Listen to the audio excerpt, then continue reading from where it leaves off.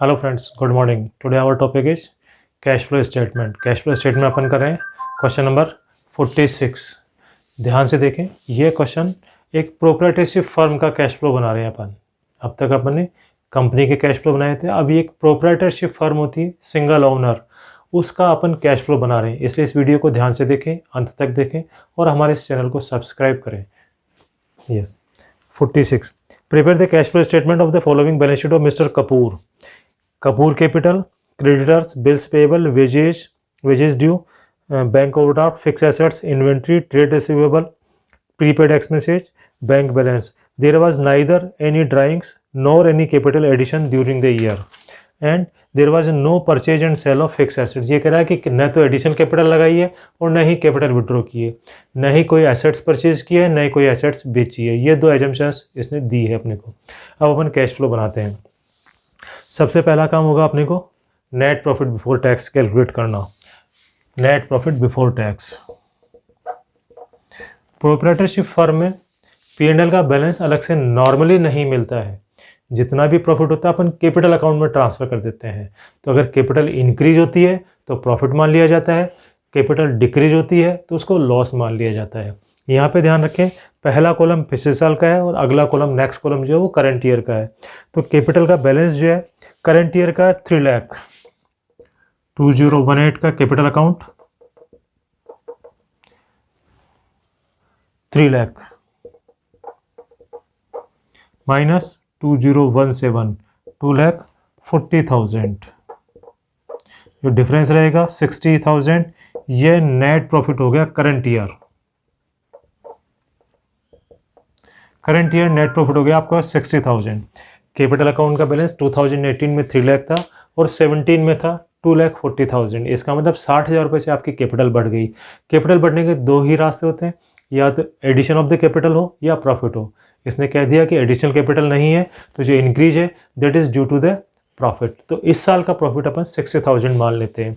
यहाँ पे न कोई टैक्स की इन्फॉर्मेशन दी है, न कोई डिविडेंड की इन्फॉर्मेशन दी है, न कोई जनरल रिजर्व में ट्रांसफर करने की इन्फॉर्मेशन दी है। कोई इन्फॉर्मेशन नहीं है, इसलिए अपन ये net profit before tax 60,000 note कर लेते हैं। Net profit before tax is 60,000। अब अपन इसमें से चालू करते हैं, पढ़ते हैं। देखो यहाँ पे एडिशनल इन्फॉर्मेशन कुछ भी नहीं है, इसलिए अपन डायरेक्ट बैलेंस शीट से ही करेंगे अपन। कपूर कैपिटल हो गया क्रेडिटर्स। क्रेडिटर्स पिछले साल 44,000 के, इस बार 55,000 के। क्रेडिटर्स बढ़ गए आपके पास में। करंट एसेट्स बढ़ गई 11,000 से। करंट एसेट्स करंट लाइबिलिटीज बढ़ गई, क्रेडिटर्स है ना, करंट लाइबिलिटीज बढ़ गई। Creditors add item 11,000। क्रेडिटर्स आपके 11,000 से बढ़ गई। क्रेडिटर्स बढ़ गए तो इनफ्लो हो गया आपके पास में 11,000 का। फिर उसके बाद में कह रहा है बिल्स पेबल। बिल्स पेबल पिछले साल 7,000, इस बार 10,000। 3,000 रुपये से बिल्स पेबल बढ़ गए। करंट लाइबिलिटी बढ़ गई, एड आइटम 3,000। फिर उसमें कह रहा है वेजेज आउटस्टैंडिंग, वेजेज ड्यू। पिछले साल 20,000 की वेजेज थी, इस बार नील हो गई। करंट लाइबिलिटीज कम हो गई। करंट लाइबिलिटीज कम होने का मतलब less item, outstanding wages 20,000। Bank overdraft पिछले साल 5,000 रुपये, इस बार 0। बैंक ओवरड्राफ्ट कम हो गया। बैंक ओवरड्राफ्ट कम हो गया तो लेस आइटम हो जाएगा, लेकिन फाइनेंस में होगा। बैंक ओवरड्राफ्ट फाइनेंस में रहता है, इसलिए बैंक ओवरड्राफ्ट फाइनेंस में लेस हो जाएगा। Overdraft paid, OD paid 5,000। ठीक है। Fix assets. अब फिक्स एसेट्स पिछले साल 2 लाख रुपए की थी, इस बार 1,60,000। 40,000 रुपये से फिक्स एसेट्स कम हो गई। पिछले साल 2 लाख, इस बार 160, 40,000 से कम हो गई। इसने कहा क्वेश्चन में कि neither purchase nor sale of the fix assets, न तो परचेज है न सेल है। तो जो डिफरेंस कंट्रीब्यूट होगा that was reduction in fix assets is on account of depreciation. तो जो फिक्स एसेट्स कम हुई है उसको अपन डेप्रिसिएशन मान लेंगे 40,000। डेप्रिसिएशन को ऐड कर देंगे, डेप्रिसिएशन 40,000। डेप्रिसिएशन ऐड हो गया 40,000। इन्वेंट्री पिछले साल 70,000, इस बार 55,000। इन्वेंट्री आपके पास में 15,000 रुपये से कम हो गई आपके पास में इन्वेंट्री। पिछले साल 70,000 थी, इस बार 55,000। 55, 15, 70, ठीक है। 15,000 रुपये से इन्वेंट्री करंट एसेट्स कम हो गई। करंट एसेट्स कम होने का मतलब ऐड आइटम करंट एसेट्स कम हो गई, ऐड आइटम इन्वेंट्री 15,000, इन्वेंट्री कम हो गई आपके पास में। ट्रेड रिसीवेबल पिछले साल 20,000 30,000, इस बार 120, 90,000 से ट्रेड रिसीवेबल बढ़ गई, करंट एसेट्स बढ़ गई। करंट एसेट्स बढ़ने का मतलब लेस आइटम, ट्रेड रिसीवेबल 90,000, पिछली बार 30,000, इस बार ये 90,000। प्रीपेड एक्सपेंसेस 16,000 थे, इस बार 10,000, 6,000 रुपये से प्रीपेड एक्सपेंसेस कम हो गई। करंट एसेट्स डिक्रीज हो गई, 6,000 डिक्रीज हो गई, तो add item prepaid expenses 6,000, prepaid expenses 6,000 कम हो गई। यस, नेक्स्ट आ रहा है बैंक बैलेंस, अभी जरूरत नहीं, अब बस कुछ नहीं है इसका, ऐड फाइनल बैलेंस निकालते हैं। 40,000, इट मीन्स 1 लाख, ये भी ऐड वाले आइटम हो गए आपके पास में।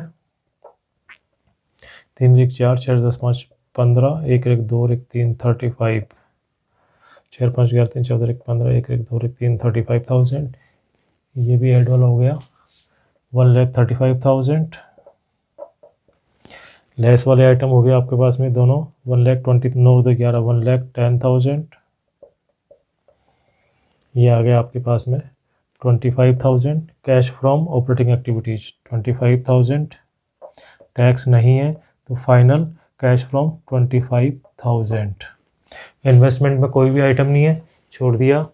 यहाँ पे आपके पास में 5,000 रुपये फाइनेंस में लेस का आइटम है, 5,000 रुपये माइनस आइटम हो गया। Net cash from finance activities 5,000 negative figure. Net increase कितना रहेगा, 25 minus 5 20,000। Net cash used, net cash used in finance activity, ये प्लस का हो गया 20,000। Add cash and equivalent opening balance, cash का पिछले साल का बैलेंस कुछ भी नहीं है तो क्लोजिंग बैलेंस हो जाएगा 20,000 रुपये। अब यहाँ पे क्लोजिंग बैलेंस से 20,000 आपका टैली हो गया। इस तरह से ये एक यूनिक क्वेश्चन था जिसमें प्रोप्राइटर का आपको कैश फ्लो बनाना था।